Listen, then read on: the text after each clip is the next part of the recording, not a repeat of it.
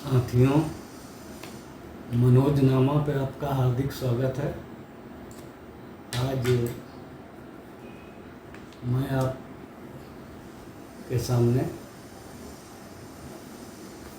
कहीं बाहर का दृश्य नहीं दिखा रहा हूँ। आज घर में ही अपनी कुछ पुरानी पांडुलिपियाँ लेकर बैठा हूँ। ये देखिए, तो इसमें जो है हमारी बहुत सारी रचनाएं हैं जो अभी तक जगह जगह रखी थी, इकट्ठा कर पाया हूँ। मैं दिखाता हूँ आपको, जैसे ये देखिए। और ये बहुत खोजने पे करीब 10, 15, 20 वर्ष पुरानी रचनाएं भी हैं इसमें, जो इधर उधर घर में रखी हुई थी। और जब मैं अखबारों में अपने कॉलम लिखता था, उसकी कटिंग्स भी हैं। जैसे आपको ये दिखाऊं, ये 18 जनवरी 97 का राष्ट्रीय सहारा का एक मेरे कॉलम का कटिंग है। इसका शीर्षक है इस्तीफा मांगने का औचित्य। इसी प्रकार से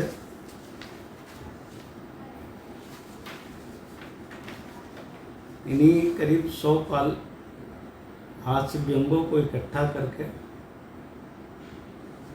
एक बार मैंने 10-15 साल पहले प्रयास किया था कि इसको एक पुस्तक रूप में ले आएं। और उस समय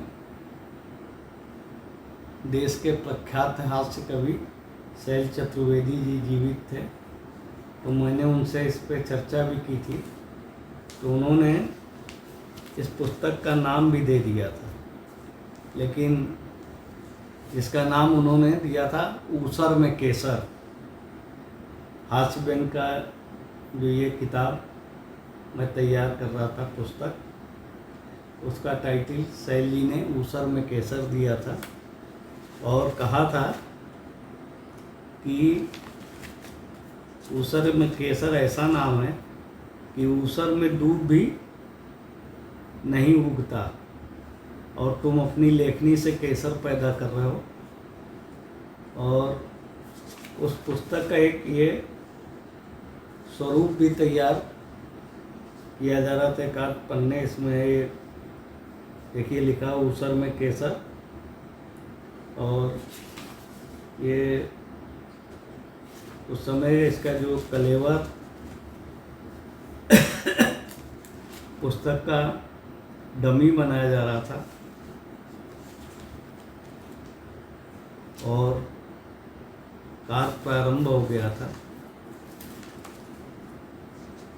उन सब चीज़ों को लेकर मैं वो पुरानी बातें आपको बता रहा हूँ। और बहुत व्यंग रचनाएं थी मेरी, जो उस समय के विभिन्न अखबारों में मैं जो कॉलम लिखता था उस दौरान की लिखी हुई। जैसे देखिए, ऊसर में केसर का एक पेज तैयार हुआ था जिसमें 2 रचनाएं भी हैं। देखिए, लेआउट में बनाई गई थी। नैतिकता की तलाश है, और दूसरी है चरित्र पंजिका में चरित्र। और इसी तरह की चीज़ें जब मैं कॉलम लिखता था कई अखबारों का, तो वो उसका ये संकलन देखिए कैसे पन्ने पीले पड़ गए हैं और पन्ने खराब भी हो रहे थे। बहरहाल मैंने बहुत संकलित किए हुए पन्नों को खोजा, निकाला, और इसमें राष्ट्रीय सहारा, स्वतंत्र भारत, डेडलाइन और पटना से निकलने वाली सांध्य दैनिक, संध्या प्रहरी आदि के वो हैं कटिंग्स हैं। देखिए इसमें एक ये बहुत पुराना कटिंग ये भी मिल गया। ये मैंने शैल चतुर्वेदी जी का इंटरव्यू लिखा था। ये राष्ट्रीय सहारा में मंगलवार 24 दिसंबर 1991 में प्रकाशित हुआ था। शैल चतुर्वेदी ने इसमें कहा है, कभी पहले हूँ बाद में कलाकार। चूँकि ये शैल जी कविताओं के साथ साथ बाद में टीवी पे भी आ गए थे और उन्होंने कई हास्य टीवी सीरियल में काम भी किया था। और वो एक कवि के अलावा एक कलाकार भी थे और उनमें हंसाने की तो कला थी, साथ में काव्य शिल्पी भी थे। ये देखिए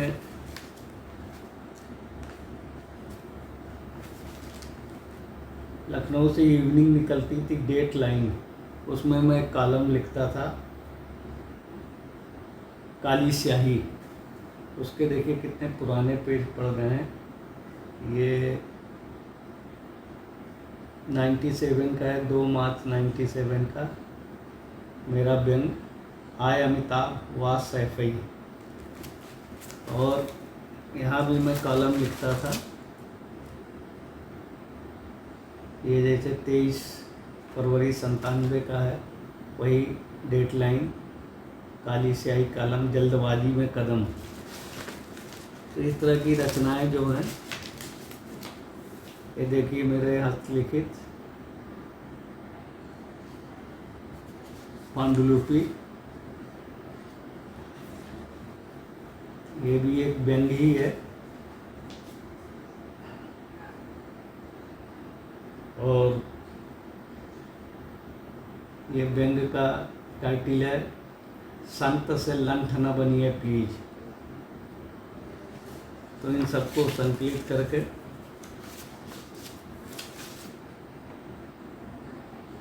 हमारे एक छोटे भाई और अच्छे साहित्यकार, कवि, वो कई विधाओं में एक साथ काम करते हैं, चाहे वो प्रिंट मीडिया हो या इलेक्ट्रॉनिक मीडिया। वो अच्छे एंकर भी हैं। और मेरे नाम के समान ही उनका भी नाम मनोज सिंह भावुक है। मैं भी मनोज, वो भी मनोज। तो अभी एक दिन मैं फेसबुक पे ऑनलाइन हुआ था, लोगों से संवाद कर रहा था। तो उस दरमियान मनोज भावुक जी ने मुझसे कहा कि भैया आप अपनी सारी रचनाएं जो जो मिल जाए खोज कर मुझे दे दीजिएगा नोएडा आकर। तो मैं उन्हें संकलित कर एक संकलन करके व्यंग पुस्तक के रूप में प्रकाशित करा दें। तो देखिए एक ये पांडुलिपि मिल गई। इसका शीर्षक है, मानसिकता भी बदलिए प्लीज। तो इस तरह की रचनाएं जो हैं, प्रकाशित अनप्रकाशित जो हैं, मैंने खोज के गुड़गांव आया हूँ और मैं अभी गुड़गांव में हूँ। इसके पश्चात मैं यहाँ से जाऊँगा नोएडा, ग्रेटर नोएडा। तो वहाँ अपने मित्र अनुज मनोज भावुक को ये फाइल समर्पित करूँगा। ये देखिए, मैंने एक हाथ से व्यंग, बहुत जर्जर अवस्था हो गई, उन पन्नों की पीला पड़ गया, ख़राब भी हो रहा है, लेकिन मिल गया। शायद ये हमने, हाँ, ये भी इस पर डेट पड़ी है 4 मार्च 91 की। ये हाथ से व्यंग है और ये मैंने लिखा होगा उस समय के अनुसार। इसका टाइटल है अपना बना ले मुझे बालमा। ये लगता है किसी गाने पे या फिल्म पे ही व्यंग है। तो ये, हाँ देखिए, कॉलम जिसमें मैं लिखता था, दैनिक अखबार था, ये संध्या प्रहरी जो पटना से प्रकाशित होती थी, वो भी मूल रूप से मेरे पास है इस समय। और ये लगता है ये हमारा, हाँ, ये पटना गुरुवार 5 दिसंबर 96 का अखबार है। इस प्रकार से बिखरे हुए जो मेरी व्यंग रचनाएं इधर उधर, ये देखिए, लखनऊ से प्रकाशित होने वाली स्वतंत्र भारत अखबार है ये है, हाँ, ये भी 4 मार्च 97 का है। इसमें ये कहीं अनकहीं कॉलम में व्यंग है। उनकी ढपली अपना राग। तो इस तरह मैं आज इसको इसी काम में लगा हूँ करीब 2 घंटे से। और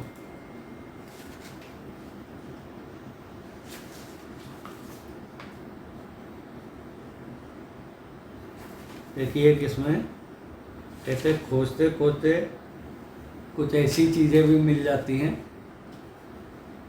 जो, इसमें एक टेलीफिल्म की कहानी भी मिल गई, चक्रव्यूह। और ये कहानी है, ये शायद टेलीफिल्म के लिए लिखी गई थी, वो फिल्म बनी नहीं बनी। और इस पे डेट नहीं पड़ी कब की, लेकिन ये जर्जर पेज बता रहे हैं कि ज़रूर 10-15 साल पुरानी है। तो ये जो फाइल है, इसको मैं आज ठीक कर रहा था। और मेरी कई रचनाएं कई वरिष्ठ साहित्यकारों ने उस पर, जब कॉलम लिखता था, पढ़ी, बहुत शाबाशी भी देते थे। देखिए, ये एक रचना मिल गई, ये चिंतन शिविर। ये चिंतन शिविर, उस पर व्यंग मैंने लिखी थी, जो 4-6 लोग शाम को बैठकर गिलास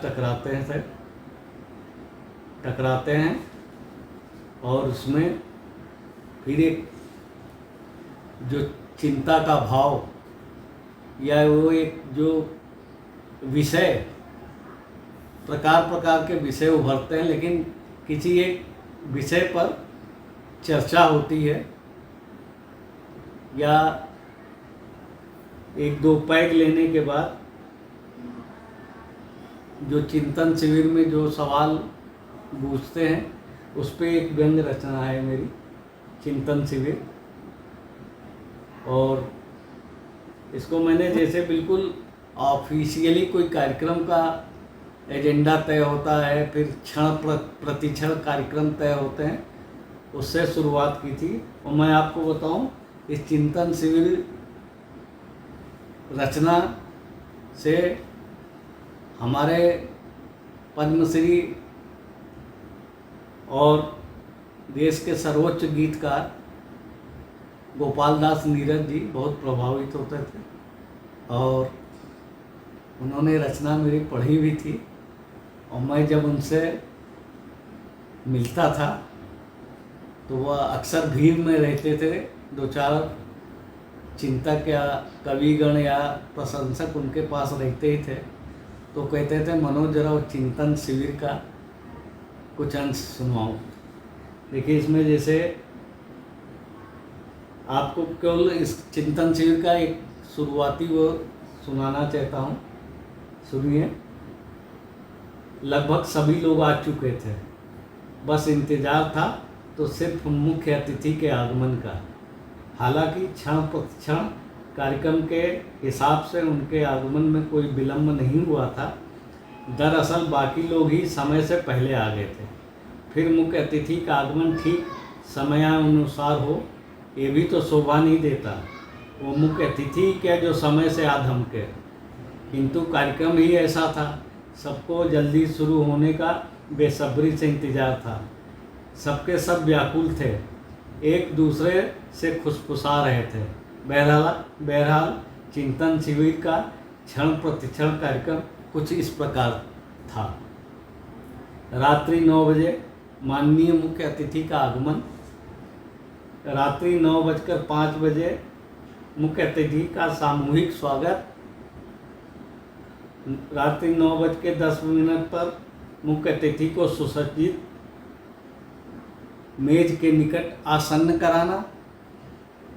9:12 पर मुख्य अतिथि के कर कमलों द्वारा प्रथम सील युक्त बोतल को खोलकर शिविर का औपचारिक उद्घाटन।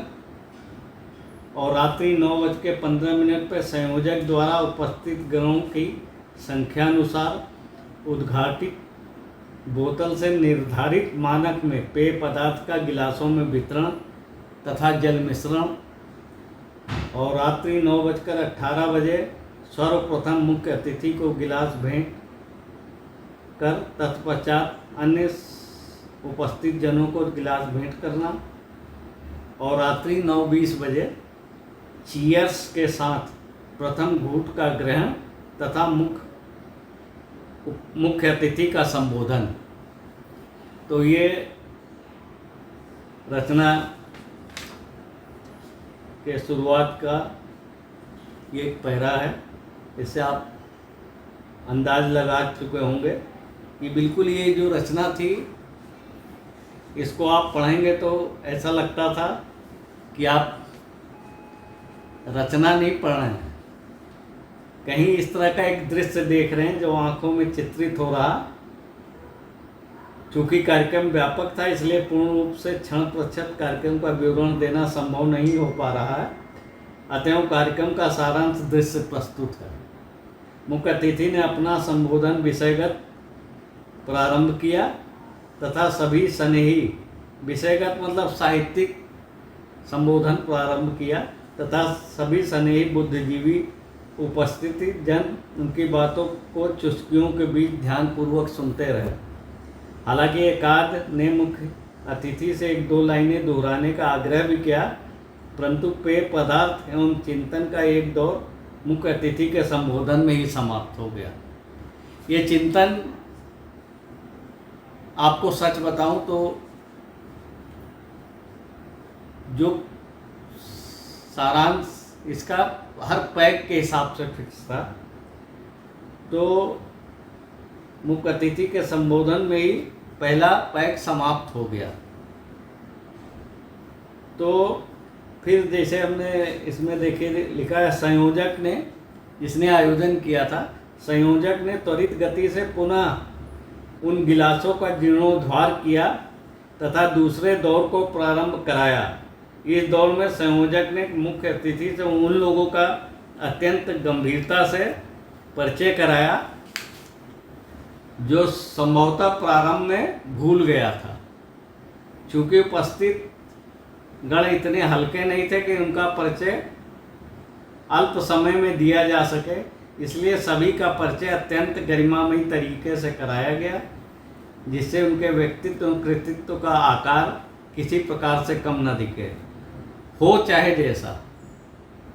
किंतु संयोजक को तो भारी भरकम बताना ही पड़ता है, सो उसने वैसा ही किया ताकि भविष्य में अन्य स्थानों पर आयोजित शिविर में संयोजक के प्रति ही प्रति भी ऐसा ही व्यवहार हो जैसा उसने किया है। खैर, परिचय में खासा समय जाया हुआ और गिलास का पेय पदार्थ अत्यंत समर्पित भाव से सभी के कंठाधीन हो गया, यानी दूसरा दौर भी समाप्त। तो इस तरह के ये जो है 4-5 दौर का जो क्रम चलता पैक का, उस पर ये पूरी रचना मैंने लिखी थी, जिसे हमें आज वो स्वर्गाधीन है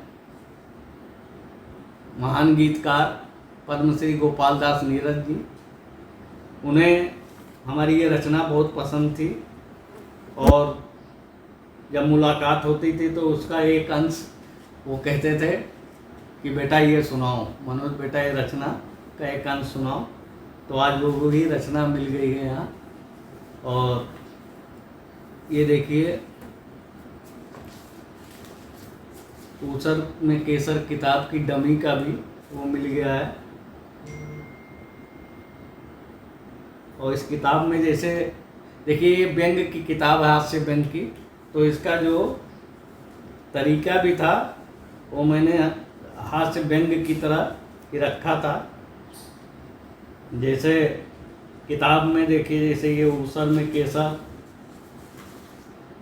और किताब में जैसे लेखक अपना परिचय लिखता है, अपने बारे में लिखता है, तो चूँकि लेखक का अपना किताब है, ये अपनी पुस्तक है, तो अपने बारे में वो खूब बढ़ा चढ़ा के जो भी होता है वो लिखने में कोई कोर कसर नहीं छोड़ता है अपना परिचय देने में। मैं वो पेज मिल नहीं रहा था, मैं देखता हूँ शायद अभी आगे मिले। मैं छोटा सा अपना परिचय लिखा था, और जैसे प्रायः लिखा जाता लेखक द्वारा अपनी कलम से, मैंने तो चूँकि बैंक का पुस्तक है तो मैंने लिखा था अपने मुँह मियाँ मिट्ठू, और उसमें अपना परिचय दिया था। और जैसे इसी संग्रह से किताब में दिया जाता है, मैंने ये लिखा था, नैतिकता बहुत उदास है, बहुत विचलित है, देश की छवि धूमिल करने वाले कारिंदों से, आर्थिक क्षति पहुंचाने वाले भ्रष्टाचारियों से, बिला वजह खून बहाने वाले उग्रवादियों से, अनायास जातिगत विद्वेष फैलाने वाले षड्यंत्रकारियों से, धर्म के नाम पर दंगा कराने वाले खद्दरधारियों से, छूट के नाम पर लूट करने वाले व्यापारियों से, छूट के नाम पर लूट करने वाले व्यापारियों से, मौत का खेल खेलने वाले खिलाड़ियों से, दहेज की मांग करने वाले भिखारियों से, पद की आड़ में काला धन बटोरने वाले सत्ताधारियों से, भ्रष्टों के मध्य छिपे महाभ्रष्ट अधिकारियों से, तथा कर्म को कुकर्म समझने वाले कर्मचारियों से। ये इसी संग्रह में कोई मेरा व्यंग है, उसी का ये सारांश लिखा हुआ है, जो एक डमी के रूप में तैयार की जा रही थी, लेकिन कुछ अपरिहार्य कारणों से ये व्यंग्य संग्रह नहीं प्रकाशित हो पाई थी, रुक गया था काम।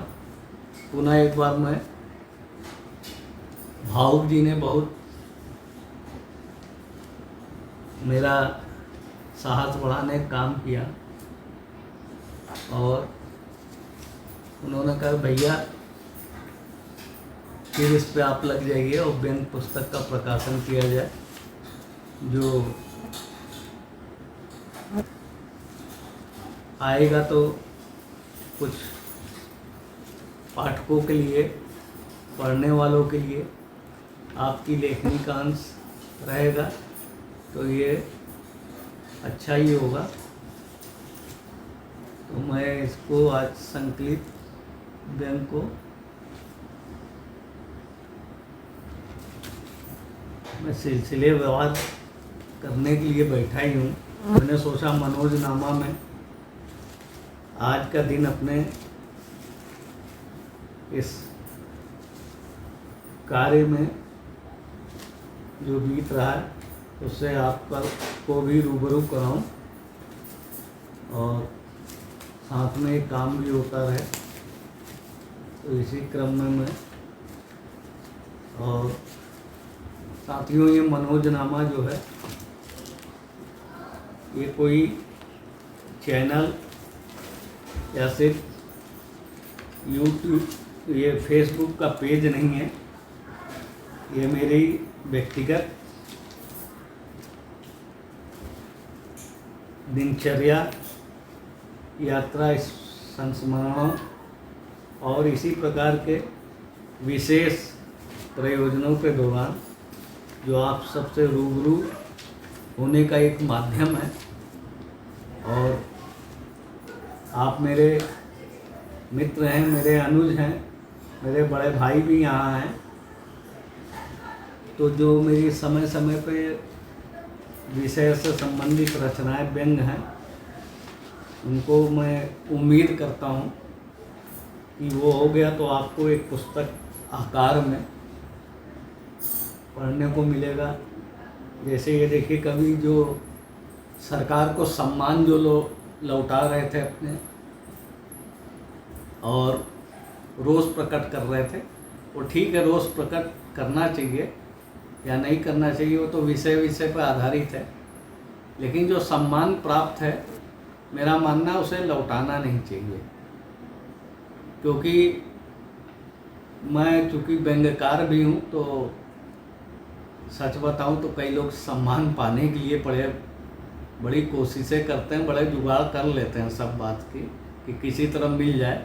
और जब मिल जाए तो उसे लौटाने के लिए कुछ लोग जब आगे आते हैं तो बड़ा दुख होता है। तो मैंने उस समय भड़ास कॉलम में, देखिए आपको जूम करके दिखाता हूँ, ये लिखा था सम्मान, इसका शीर्षक है सम्मान चाहिए, सम्मान चाहिए लौटाने के लिए। क्योंकि मेरे पास सम्मान नहीं है, तो उस समय सब लौटा रहे थे, तो मैंने सोचा मैं क्या लौटाऊं। तो मैंने उस पर एक व्यंग्य लिखा कि सम्मान चाहिए लौटाने के लिए, पर्पज ही लौटाना है। तो इस टाइप की व्यंग्य रचनाएं हैं। कुछ मेरी कविताओं की पंक्तियां भी इसमें, ये देखिए पुरानी मिल गई, गज़ल हैं ये सब, मैं कभी लिखता रहा हूँ। ये शायद है, इसमें मैं अक्सर डेट डाल देता हूँ, ये 27/6/2003 की रचना है, 03 लिखा हुआ है। मैं देखिए ये 10 लाइनों की गज़ल है। मैं आप चूँकि सोचेंगे अपनी दिनचर्या तो दिखा रहे हैं, बीच में कुछ नहीं दे रहे हैं सुनने लायक, तो मैं सुना भी देना चाहता हूँ। ये गज़ल कुछ यूँ है कि जिंदगी लंबी कहानी है, जिंदगी लंबी कहानी है, लम्हा लम्हा पानी पानी है, लम्हा लम्हा पानी पानी है। दिन बहुत सुंदर थे बचपन के मगर कोरी कोरी सी जवानी है। वक्त ने सब कुछ दिखाया दोस्तों, अब फ़कत दिखती रवानी है। वक्त ने सब कुछ दिखाया दोस्तों, अब फ़कत दिखती रवानी है। और तन बदन और सांस की ये दोस्ती, तन बदन और सांस की ये दोस्ती, थमते ही बनती बेगानी है, थमते ही बनती बेगानी है। और कल का क्या पल भर नहीं अपना, कल का क्या पल भर नहीं अपना, मौत ही अपनी दीवानी है, मौत ही अपनी दीवानी। तो इस तरह के कुछ गज़ल और भी यहाँ मिल गए। और मैं, हाँ ये भी गज़ल है। हाँ ये 2003 की है, क्योंकि एक दूसरी गज़ल मिली, इस पर साफ डेट लिखा है 26/6/2003। ये गज़ल है, आप इसको मैं सोशल मीडिया पर डाल भी चुका हूँ। इश्क का पैगाम हो तो मर मिटो, इश्क का पैगाम हो तो मर मिटो, मुफ्त का जब जाम हो तो मर मिटो। मुफ्त का जब जाम हो तो मर मिटो, और खाली रोटी तोड़ने से क्या भला, खाली रोटी तोड़ने से क्या भला, बाहुबल का काम हो तो मर मिटो। अमूल्य जीवन का अभी तुम जान लो, मूल्य जीवन का अभी तुम जान लो, मन मुताबिक दाम हो तो मर मिटो। और हैं सभी मौसम बड़े बेईमान से, गर बसंती शाम हो तो मर मिटो। और मौत निश्चित है न तुम ये भूलना, देश का यदि नाम हो तो मर मिटो। तो इस तरह की गज़लें भी मिल गई हैं इसमें, जो इन पन्नों में पढ़ी हैं। और ये देखिए पुराना पन्ना ये है, लेकिन इसमें हो सकता है ये उस समय इस पर डेट नहीं पड़ी है। घोटाला इसका शीर्षक है, ये हास्य व्यंग रचना है। और ये हाँ, ये हास्य व्यंग रचना है। और ये भी मैंने कभी लिखी होगी, वो यहाँ प्राप्त हो गई। तो आज यहाँ बैठने से कई दुर्लभ चीज़ें जो मैं खोज रहा था उसमें से कुछ मिल गई हैं, ये देखिए। और इनको मैं अब बैठ के आपसे संवाद ख़त्म करने के बाद सिलसिलेवार एक लगाऊंगा, और ताकि मैं जब अभी ग्रेटर नोएडा जाऊंगा तो भाऊ जी के साथ बैठकर ये पुस्तक आकार में इसको लाने का, व्यंग पुस्तक के रूप में लाने का, उनसे चर्चा करके आगे कदम बढ़ाने का काम करूंगा। और जब पुस्तक मेरी व्यंग की पुस्तक जब प्रकाशित होगी तो मैं आप लोगों को ये शुभ सूचना भी दूंगा, और आपके मध्य ये पुस्तक लाने का काम करूंगा। शेष अगले संवाद में मिलते हैं। और आज भी पहले की तरह मैं आप सबसे अर्ज करता हूं कि ये मनोजनामा ये एक संवाद का वो केंद्र है। ये सिर्फ ये सोशल मीडिया का एक पेज न समझिएगा, ये हमारे और आपके बीच में संवाद का एक माध्यम है। तो मैं आपसे आग्रह करता हूँ, निवेदन करता हूँ, गुजारिश है कि हमारे इस मनोजनामा पेज को आप फॉलो करें और शेयर करें अपने मित्रों में, और अपने कमेंट्स से मुझे अवश्य अवगत कराएं, क्योंकि आपके कमेंट्स, आपके सुझाव मुझे एक दिशा प्रदान करने का काम करती है। धन्यवाद दोस्तों। जय हिंद, जय भारत।